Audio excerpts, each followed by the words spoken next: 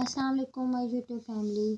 कैसे हैं आप सब? उम्मीद है कि सब खैरियत से होंगे और अल्लाह का शुक्र है मैं भी बिल्कुल ठीक हूँ और एक बार फिर से आपकी खिदमत में हाज़िर हूँ। तो जी हम कर रहे थे कल चैप्टर नंबर, कोई भी दे सकते हैं नंबर इसको, ग्रेड 7 कारवानी उर्दू, पैरामाउंट उर्दू सिलसिला है ये, और इसका चैप्टर चल रहा है नाम देव माली। जैसा कि आप सबको पता है कि एक बहुत अच्छा इंसान था जो अपने पौधों के साथ बहुत प्यार करता था, अपने चमन के साथ। तो उसका नेक्स्ट पार्ट हम शुरू करते हैं और सफ़ा नंबर 107 को ओपन कीजिए। तो जी पढ़ाई शुरू करते हैं। एक दिन नामालूम क्या बात हुई कि शहद की मक्खियों की जोरश हुई, मतलब सब मक्खियों ने हमला कर दिया, बहुत ढेर सारी मक्खियों ने। सब माली भाग भाग कर छुप गए, लेकिन नामदेव को खबर ही ना हुई कि क्या हो रहा है। वो अपने काम में लगा रहा। उसे क्या मालूम कि कज़ा उसके सर पर खेल रही थी। कज़ा कहते हैं जब इंसान का वक्त पूरा हो जाए। मक्खियों का गज़बनाक झिल्लड़ इस गरीब पर टूट पड़ा। गज़बनाक खौफनाक कहते हैं जो झिल्लड़ बहुत सारी मक्खियाँ इकट्ठे हमला कर दें। इतना उन्होंने काटा, इतना काटा कि वो बेदम हो गया, आखिर उसी में जान दे दी। मैं कहता हूँ उसे शहादत नसीब हुई। राइटर कह रहा है कि उसने शहादत पाली। वो बहुत साजा मिजाज, भोला भाला और मुनकसरुल मिजाज था, यानी कि इंकिसार से काम लेने वाला इंसान था। उसके चेहरे पर बशाशत और लबों पर मुस्कुराहट खेलती रहती थी, यानी कि हर वक्त बशाश चौको चौबंद रहने वाला इंसान था। छोटे बड़े हर एक से झुक के मिलता, गरीब था और तनख्वाह भी कम थी, उस पर भी अपने गरीब भाइयों की बसात से बढ़कर मदद करता था। बसात कहते हैं अपनी हैसियत से ज़्यादा काम करना या मदद करना। काम से इश्क था और आखिर काम करते करते ही इस दुनिया से रुखसत हो गया। गर्मी हो या जाड़ा, धूप हो या साया, वो दिन रात बराबर काम करता। उसे कभी ये ख्याल ना आया कि मैं बहुत काम करता हूँ या मेरा काम दूसरों से बेहतर है, इसीलिए उसे अपने काम पर फ़ख्र या गुरूर ना था। वो ये बातें जानता ही ना था। उसे किसी से बैर ना था, यानी कि दुश्मनी, इतना जलापा, ना कोई हसद। वो सबको अच्छा समझता और सबसे मोहब्बत करता था और गरीबों की मदद करता, वक्त पर काम करता, आदमियों जानवरों पौधों की खिदमत करता। लेकिन उसे ये कभी एहसास ना हो कि कोई नेक काम कर रहा है। नेकी उसी वक़्त तक नेकी है जब तक आदमी को ये ना मालूम हो कि कोई नेक काम कर रहा है। जहाँ उसने ये समझना शुरू किया कि क्या नेकी नेकी नहीं रहती। जब कभी मुझे नामदेव का ख्याल आता है तो मैं सोचता हूँ कि नेकी क्या है और बड़ा आदमी किसे कहते हैं। हर शख्स में कुदरत ने कोई ना कुछ सलाहियत रखी है और इस सलाहियत को दर्जा कमाल तक पहुँचाने में सारी नेकी और बढ़ाई है। अब अगले सफ़े पर चलते हैं। दर्जा कमाल तक ना कभी कोई पहुंचता है ना पहुंच सकता है, लेकिन वहां तक पहुंचने की कोशिश ही में इंसान बनता है। समझो कुंदन हो जाता है। कुंदन कहते हैं खालिस सोने को। हिसाब के दिन जब माल की जांच पड़ताल होगी, यानी कि उनका चेक एंड बैलेंस किया जाएगा, खुदा ये नहीं पूछेगा तूने कितनी और किस की पूजा पाठ या इबादत की। वो किसी की इबादत का मोहताज नहीं।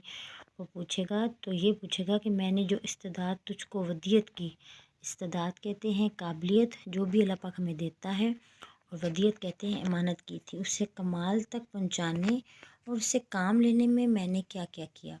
इस्तेदाद जो भी हमारी काबिलियत होती है वो हमारी देन नहीं होती, अल्लाह ताला ने हमें दी होती है, और वो हमारे पास अमानत होती है। और खल्क़ अल्लाह को उससे क्या फैज़ पहुँचाया। अगर नेकी और बड़ाई का ये म्यार है तो नामदेव नेक भी था और बड़ा भी था, तो ज़ात का ढेर पर अच्छे अच्छे शरीफों से ज़्यादा शरीफ था। माखूज़ चंद हम असर। तो चलें जी, आज का सबक का अख्ताम किया हमने। अब सरगर्मियाँ स्टार्ट हो गई हैं जिसमें सारे क्वेश्चंस हैं। कहते हैं कि सबक का एक बार खामोश मताला करें। खामोशी से मताला करने का ये फ़ायदा होता है कि आपको अच्छे से मज़मून समझ आता है, उन्वान क्या है, और पढ़ने से तलफ़्फ़ुज़ अच्छा होता है और सुकून में बैठ के आप अपनी पढ़ाई से नतीजा भी अख़ज़ कर सकते हैं अपने उन्वान का। और सवालों के जवाब है नामदेव माली कौन था और मुसन्निफ़ किससे कैसे वाक़फ़ियत हुई। नामदेव आप सबको पता है कौन था, और उसके बाद ये शुरू में इसका आंसर मेंशन होगा बिल्कुल फर्स्ट के पेज पे।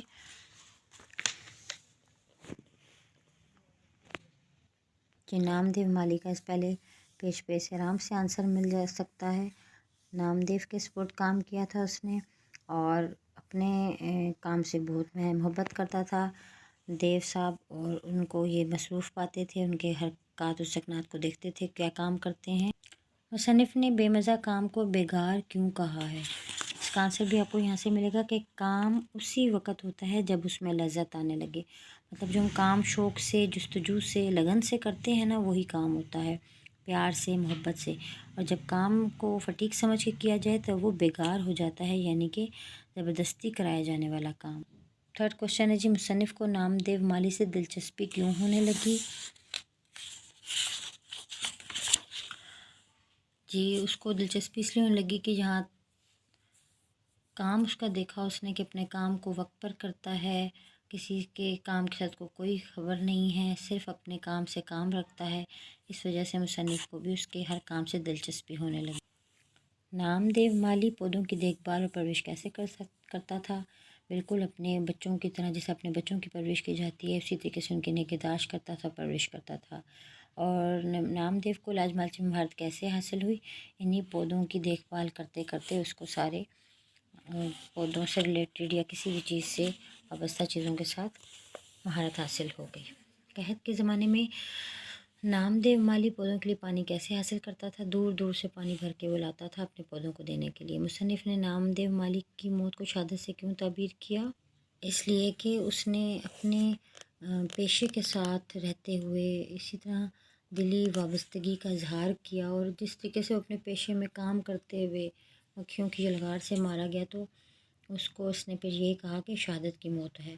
اس سبق کے ذریعے مصنف نے کس بات کو واضح کیا کہ ہمیں اپنے کام میں بہت محنت سے کرنا چاہیے، اپنے کام کے ساتھ لائل ہونا چاہیے، اور اپنے کام سے کام رکھیں، اچھی بات ہے، اپنے پیشے سے جس کے ساتھ بھی ہیں وابستہ رہیں تو بہت بہتر ہے۔ اور ان سب ورڈز کے آپ نے جملے بنانے ہیں: ہزار جتن کرنا، پروان چڑھانا، ڈھیل دینا، کندن ہو جانا، چہرے پر خوشی کی لہر دوڑ جانا۔ جیسے نامدیو مالی کو اپنے پودوں کو دیکھتے سے اس کے چہرے پر خوشی کی لہر دوڑ جاتی تھی۔ کندن ہونا، سونا ہو جانا، انسان اپنے آپ کو اس طرح تیار کرے جیسے کندن ہوتا ہے، ٹھیک ہے، جیسے خالص سونا ہوتا ہے، بھئی اپنی اتنے اچھے طریقے سے اپنی ساکھ بنائی، اپنا کوئی بھی کام میں کمال حاصل کرے۔ ڈھیل دینا، پروان چڑھانا، ہزار جتن کرنا، ان سب الفاظ کے آپ جملے بنا سکتے ہیں، معنی ادھر لکھے ہوئے ہیں۔ مترادف مرکبات کسے کہتے ہیں؟ جب تحریر میں دو ایسے الفاظ ایک ساتھ استعمال ہوں جو ہم معنی ہوں تو قواعد اسلام میں اسے مترادف مرکب کہا جاتا ہے۔ انہی مترادف مرکبات کو جو ہم نے خالی جگہوں پہ لگانا ہے یہ نیچے مینشن ہے: تر و تازہ، محنت و شفقت، نت نئے، رنگ برنگ۔ جیسے جیسے آپ پڑھتے جائیں گے آپ کو اس کا آنسر ملتا ہے۔ ڈیش کبھی باغ میں جا کر دیکھے، صبح سویرے کبھی باغ میں جا کر دیکھیں، ڈیش ماحول میں چلتی، نت نئے، رنگ برنگ، صبح سویرے، چمک دمک، سر سفید ماحول میں چلتی، صاف شفاف ماحول میں چلتی، تر و تازہ ہوا طبیعت کو کیسے تازگی بخشتی ہے۔ اس طریقے سے ورڈز آپ اس میں مینشن کر لیں گے۔ معاون مرکبات ہیں، ان کے یہ ورڈز آپ نے اس میں لگانے ہیں۔